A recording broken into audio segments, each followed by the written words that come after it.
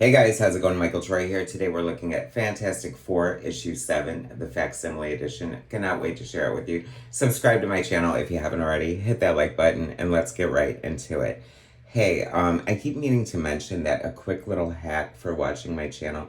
Some people aren't in love with the deadpan drawl of my voice. If you watch it at twice the speed, it's for a much crisper, more concise viewing experience. And I watch it at twice the speed myself, and you can totally understand it in like half the time. So, win-win situation, and you get to drink in all the Fantastic Four and comic goodness that I am bringing to you. Because there are always nuggets, you guys. Okay, so I just covered the Fantastic Four issue 50 facsimile. I know, it's a crazy, out of order way to do it. But they're being published simultaneously to sort of celebrate the new Fantastic Four First Steps movie, which is a big, huge hit. Is it? I don't know. I don't feel like it's the big, huge hit that it was. Everyone was hoping it would be. Um, are we beyond that? I don't know. But they're still doing a sequel, and it still looks amazing. I still have yet to see it, and I will see it very soon. Once it hits on demand, I promise you, because I don't like to go to the theaters anymore. I know, terrible, right? All right, my True Love comics. Let's get back into it. Look at this gorgeous Kirby cover. Okay, so I feel like the inker is still not credited at this point. However, Dick Ayers signed a page in the back, so I'm gonna guess that Dick Ayers inked this issue, unless he was tag teaming with Senna, which he very well might be. I'm going to leave it to my Fantastic Four aficionados who might know in the comments to help us out if you can. I love this cover. This is so great. This is such a weird issue. It's so very 60s. It's so very like Silver Age. It's so amazing. This logo is the best logo ever. I don't feel the need to ever change that. I don't know why they would ever change that. The world's greatest comic magazine should always be intact. I don't know if I've been keeping track of that or not, or in which issue they started putting that. It would be audacious if they started it with issue 1, and maybe they did, and I love that. That's like part of what makes Stanley, like the great hype man, and what you were like, it was exciting to be a fan of Marvel and to celebrate it and be part of the world's greatest comic magazine. And damn if it wasn't. It's so good. I love when the cover tells a story with this great billboard, Wanted Dead or Alive, giving the dramatis personae, the cast of characters. The thing looks so beautiful and artistic and like tortured and like Frankenstein-y. I kind of, I just said how much I love the polished version, but I can't help but love the lumpy version as well. I love Sue's hair here. I love how the Human Torch, you can sort of see the features of his face, and Reed, as we will see in the inside, looks deliciously like middle-aged old man throughout. Why does the human race turn against the Fantastic Four? Only the master of Planet X knows the answer. We escaped just in time. We can't remain on Earth any longer. We've got to head for Planet X. Down with the Fantastic Four. Why are they turning on them? It is so fun and interesting. I love it. Facsimile editions are reprints. DC calls them artifact editions because Marvel and DC are always aping each other and always have versions of something of the same thing and with a slightly different askew. Like Elseworlds versus What If, bookshelf versus prestige format, Black Label versus Max, maybe. I don't know. What else? I could go on and on. Ultimate versus Absolute. Love the old ads. I love, what the hell is this? Is this some sort of like projector, like art thing? I love it. I love when the ads have to do with like, art contests or art lessons or draw Tippy the Turtle or whatever of that ilk. Because I would have ate it up as a kid in the 60s, I'm telling you that. Like, if I would have bought this off the stands in the 60s, I was a child in the 80s, so I was like collecting comics in the 80s. And I thought this was dorky and hated it. And oh my gosh, I was so wrong. I can't imagine how mind blowing this must be. Like this guy on this other planet from Planet X, Kurgo. They're supposed to be so much more advanced and sophisticated, but they're still as rotted and hateful and greedy and wretched. Their planet is, I just love these panels. I love, like, how would they just have this, like, view of the Fantastic Four, just like in their headquarters, no camera. I don't know. It's just so funny. I just love it. It's just like so of its time. I love the million panels on a page. Like, I was like, whoa, take a tranquilizer. And like, it's so funny how dense comic books were back in the day, isn't it? Like, now you can read a comic book in like 5 minutes. And Stanley is like, it's so crazy how like open comic books are visually compared to how dense they used to be. And it is a bit claustrophobic, but now that I've been like reading these for the reviews for a while now, I think I've retrained my brain to be able to absorb it all, which helps in the case of a book like Free Planet from Image Comics, because that is a very dense modern comic that you are getting all the bang for your buck. There are like so many stories going on. Like, I can't believe how deep everything goes. Like, and that's a testament to Kirby, but it's also to Lee, like fleshing it out and the dialogue and the way they're working in their Marvel method. So the FF gets invited to this dinner in front of Congress. They're going to be like honored or whatever. And it is so weird, the storytelling style here that Stan uses.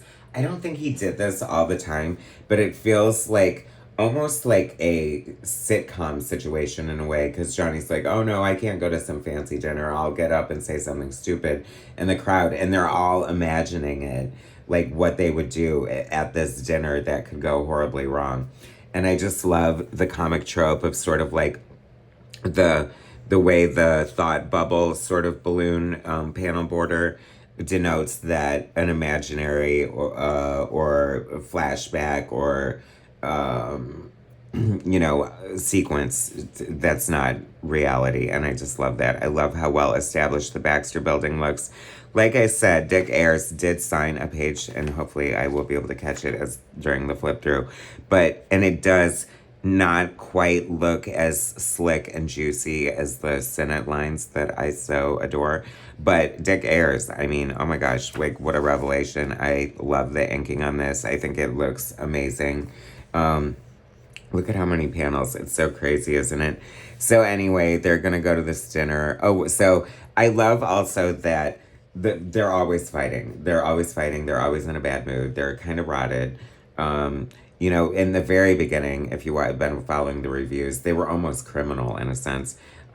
So Johnny's taking a shower and this establishes like their practical jokes on each other. He's going to scald him with burning hot water, which is a weird, sort of thing to come up with for someone whose power is to burst into flames, and then they think some things wrong with the building. And I love Reed like squishing himself through the building like vents and stuff like that, and the way his head is so flat there. I love this. Like, this is so fun because I feel like this is like the first time we're seeing his powers in use like this. And it's so great. I love the Fantastic Four car. I love how they're like literally like 10 feet above this other car. Like how thrilling that must have been for the passersby, and how they're established as, heroes and celebrities, having, saved the town, city, planet several times over by this time, I'm sure, at issue 7, defeating the Mole Man straight out the gate and whatnot. So this robot is sent from Planet X because Planet X is so advanced, but they have never really just loved space travel. So they only have 2 spaceships at their disposal. And their dilemma is that there's this runaway rogue planet headed towards the path of their planet set to destroy them. And they don't have enough ships to, to get their 5 billion inhabitants off the planet. So they're sending this robot to Earth this is so convoluted, y'all, and I just, I can't even imagine. But like I said, it's so deliciously of its time. It's amazing. This robot is sent to kidnap them because he knows that Reed Richards will be able to come up with a solution to their problem. They're at this Congress dinner. They look stiff as boards. They're super uncomfortable. Thing, of course, always in character. Get that camera out of my ear. Or mackerel, wrap it around your fat head. I love it so much. Like, this is how they always should be. This is like the characters that I love. They're so great.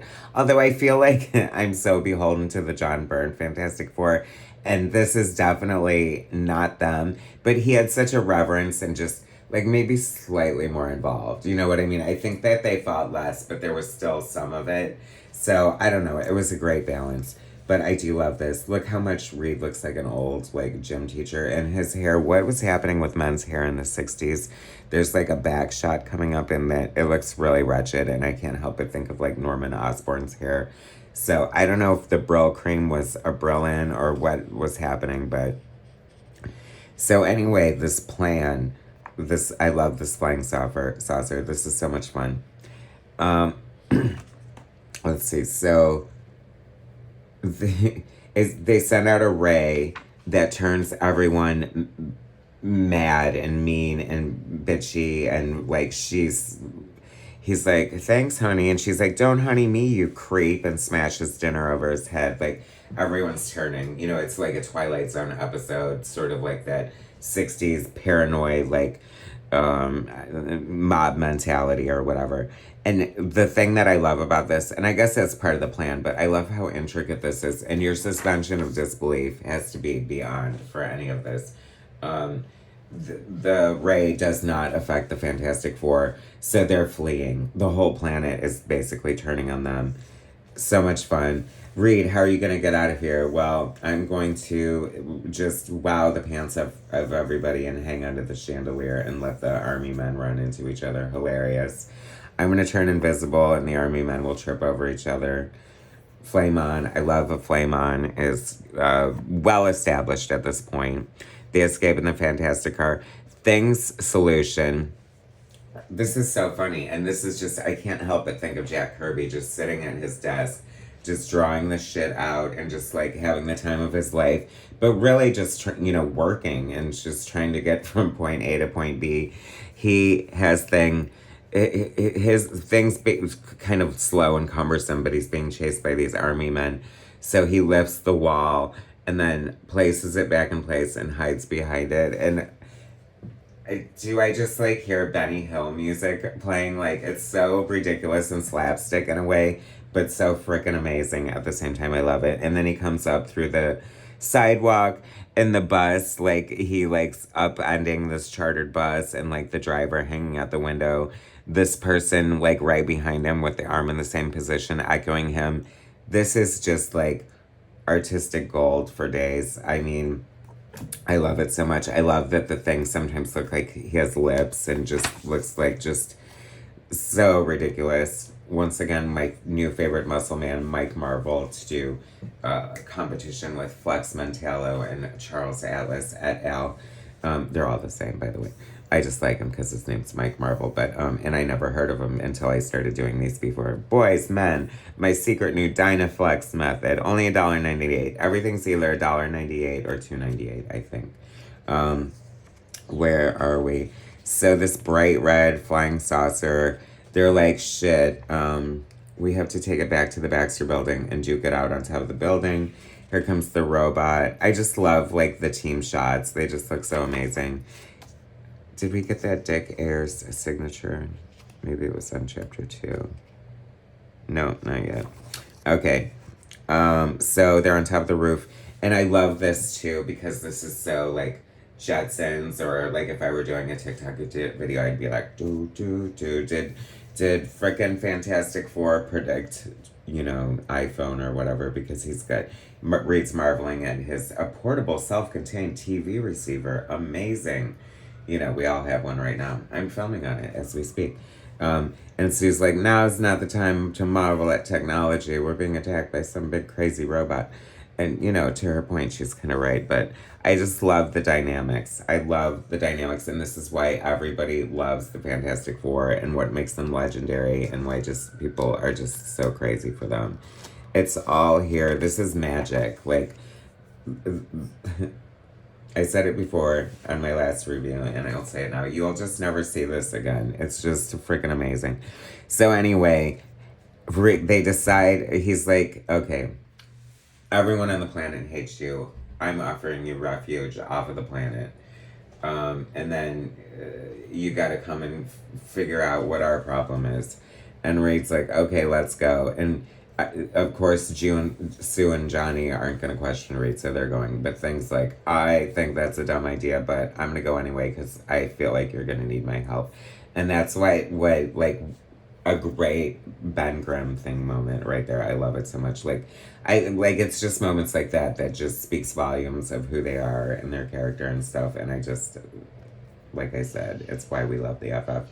And then this speaks volume of who Reed is. And Reed's like, it might not be a good idea, but I couldn't resist knowing what he's talking about. So we got to figure it out. So crazy. $1.98 chest to bank. $2.98 10-foot boa. See? Am I right? This blew my frickin' mind. And I feel like either Alex Ross did homage to this in Fantastic Four, whatever his graphic novel that's so amazing. Or also, was this done in a blacklight poster? Because this is like the most mind-blowing thing I've ever seen in my life. I gasp seeing this like now in my life, and I can't even imagine what people must, like, readers of the Fantastic Four back in the day must have just been so thrilled to see this.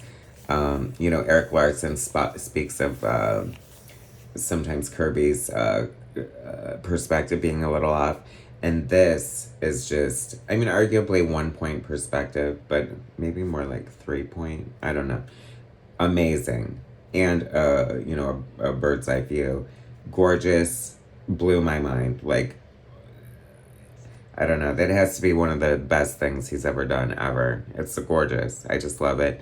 They're supposed to be like on this anti-gravity thing. And just to have the imagination to come up with not only like the concept of what the contraption is doing, but the visual of it just blew my mind. Literally. Have we gotten to that frickin' Dick Ayers signature? No, I feel like I just imagined it. It's probably in chapter 5. Okay. Maybe he just inked chapter 5 and that's why he only signed that one. I don't know. Tell me, trivial people.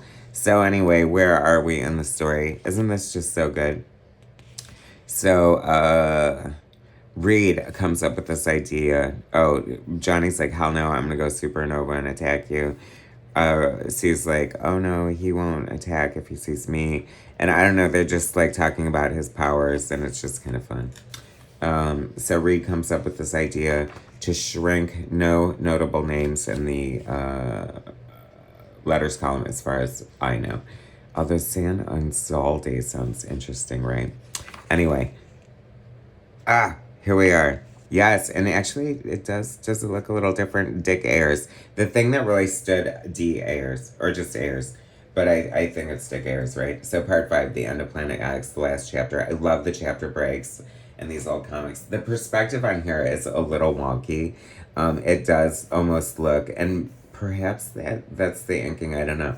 But, Thing looks like he's like 2 inches big and Reed looks kind of small, but it's supposed to be, and I don't know why. I think it's because, I don't know.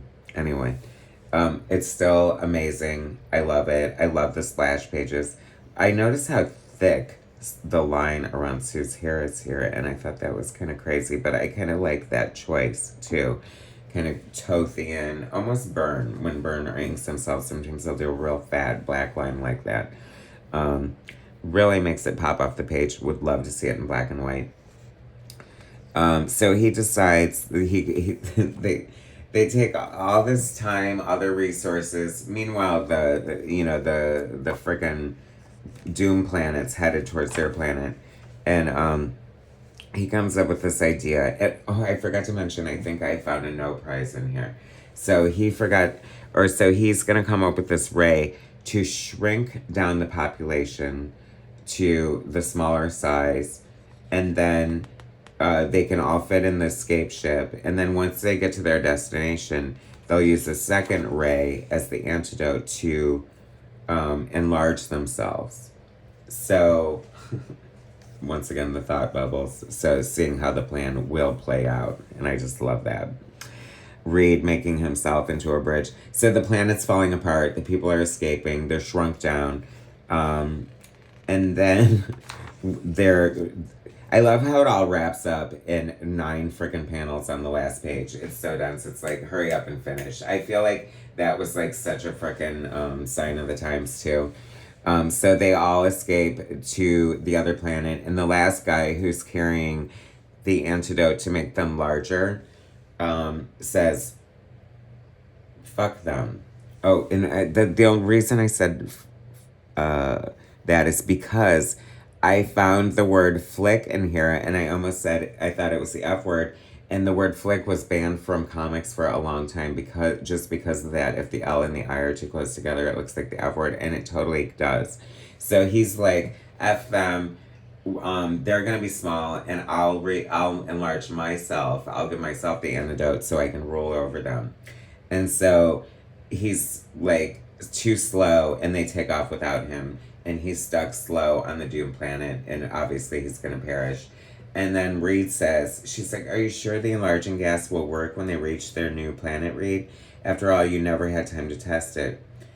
And he says, there was no reducing gas, Sue, which means that they would have never gotten small. So I was like, well, how did they fit in the ship? So I think he means there's no enlarging ray, to mean that this guy like screwed himself over, like it's a moral thing. And I think he meant to say enlarging, and I think therein lies my no prize. I don't know if this has ever been called out before.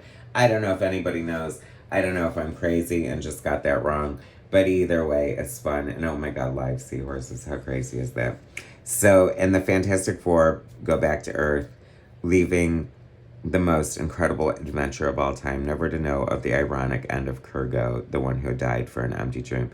Hilarious. Ironic. Don't you think? Anyway, cannot wait for the next issue. Puppet Master, the cover looks so good. I cannot wait for that. Hopefully you've been enjoying these trips down Fantastic Four Facsimile Lane as much as I have. Subscribe to my channel if you haven't already. Hit that like button and I will bring you more soon.